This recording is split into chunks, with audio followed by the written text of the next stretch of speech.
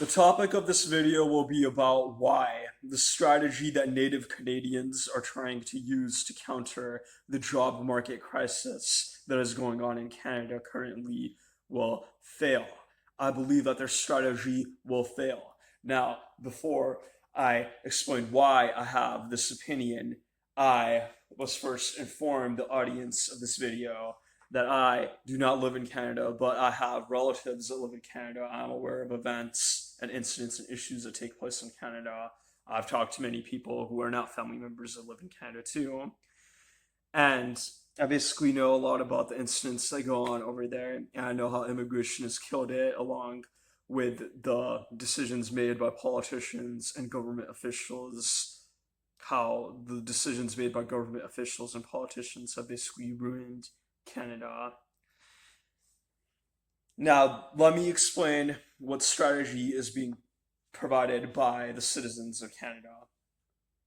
Native Canadians think that if they boycott all these businesses that are refusing to hire Native Canadians, because all these businesses are choosing to hire temporary foreign workers or immigrants, either one of the two options, but they will not hire Native Canadians. So these Native Canadians think that if they just stop buying goods, items, and grocery bags and any product from those businesses, essentially boycotting those businesses, then they will be able to shut those businesses down because they themselves are not supporting those businesses. But the reason this will fail is because think about who has more money, because whoever has more money, whichever group has more money in Canada, will be the customer. They will be more likely to become a customer that supports that business.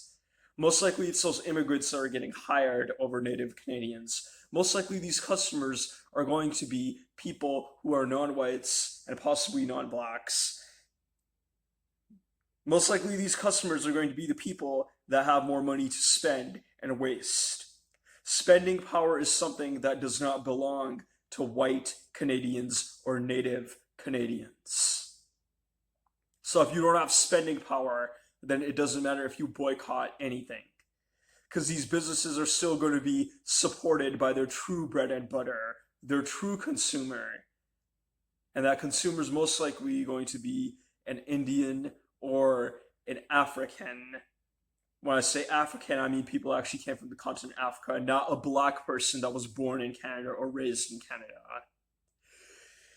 Even if you do somehow shut these businesses down or force these businesses to hire young Canadian workers, then do you know what's going to happen? It won't change the fact that Canada is damaged beyond repair. The damage has already been done. You cannot undo that damage unless you go in a time machine to undo it. But since it is impossible to go back in the past, since there are no time machines, you will not be able to fix Canada. It will remain a wasteland now.